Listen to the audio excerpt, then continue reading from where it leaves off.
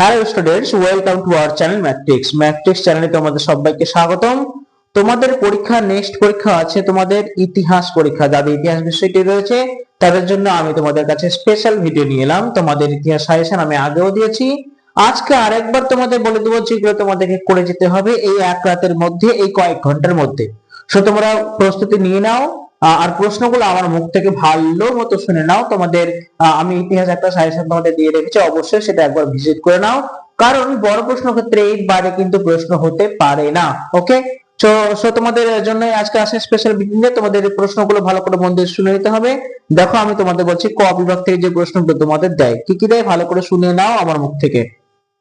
পেশাদারি ইতিহাস বলতে কি বোঝো ভালো করে শুনে নাও। পেশাদারি ইতিহাস বলতে কি বোঝো? অপেশাদারি ইতিহাসের সঙ্গে পেশাদারি ইতিহাসের পার্থক্য কি? পেশাদারি ইতিহাস বলতে কি বোঝো? অপেশাদারি ইতিহাসের সঙ্গে পেশাদারি ইতিহাসের মধ্যে পার্থক্য লেখো। 2 নম্বর, অতীত বিষয়ে মানুষের ধারণাকে পৌরাণিক কাহিনী ও কিংবদন্তি কিভাবে রূপদান করেন?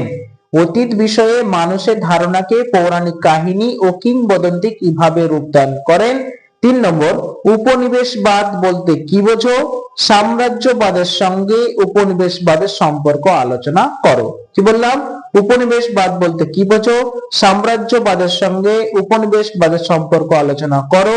4 নম্বর, সাম্রাজ্যবাদ সম্পর্কে হবসন লেনিন তথ্য আলোচনা করো, যেটা এবারের জন্য মারাত্মক রকম ইম্পর্টেন্ট, এটা কিন্তু আসার চান্স অনেকটাই। কি বললাম? সাম্রাজ্যবাদ সম্পর্কে হবসন লেনিন তথ্য আলোচনা করো। 5 নম্বর, নানকিং সন্ধি সম্পর্কে আলোচনা করো ও এর প্রেক্ষাপট বর্ণনা করো। 6 নম্বর, ভারতীয় অর্থনীতির ওপর অবশিল্পায়নের প্রভাব আলোচনা করো। ওকে, নেক্সট বলি তোমাদের 7 নম্বর, সমাজ ও শিক্ষা সংস্কারে রাজা রামমোহন রায়ের অবদান উল্লেখ করো।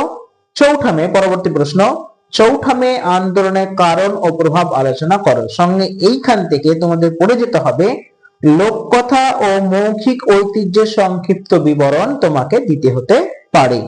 লোককথা ও মৌখিক ঐতিহ্যের সংক্ষিপ্ত বিবরণ। সঙ্গে আরেকটি প্রশ্ন বলবো, চিরস্থায়ী বন্দোবস্তের শর্তগুলি লেখো ও এর প্রভাবগুলি আলোচনা করো। চলে আসি খ বিভাগ থেকে যে প্রশ্নগুলো তোমাদের থাকতে পারে। 1 নম্বর, মন্টেগু চেমসফোর্ড সংস্কারে আইনের সমালোচনামূলক মূল্যায়ন করো। 2 নম্বর, টিকা লিখতে দিতে পারে, যেমন বাংলায় 50-এর মন্বন্তর। ওকে, খুবই গুরুত্বপূর্ণ একটি টিকা। 3 নম্বর, ভারতের স্বাধীনতা আন্দোলনে নেতাজি ও আজাদ হিন্দ বাহিনীর ভূমিকা সংক্ষেপে লেখো। 4 নম্বর, সুয়েজ সংকটের সংক্ষিপ্ত পরিচয় দাও। 5 নম্বর, জোট নিরপেক্ষ নীতি কি ছিল? জোট নিরপেক্ষ আন্দোলনের উদ্দেশ্য কি ছিল? ওকে, চলে আসে পরবর্তী প্রশ্ন 6 নম্বর। তোমাদের যে প্রশ্নগুলো খুবই গুরুত্বপূর্ণ, আমি তোমাদের আজকে সেই প্রশ্নগুলি তোমাদের বলে দিচ্ছি, যাতে এই কয়েক ঘন্টার মধ্যে তোমরা সেগুলো দেখে যেতে পারো। বাংলাদেশের মুক্তিযুদ্ধের পরিচয় দাও। এই যুদ্ধে মুজিবুর রহমান ও ভারতের ভূমিকা আলোচনা করো।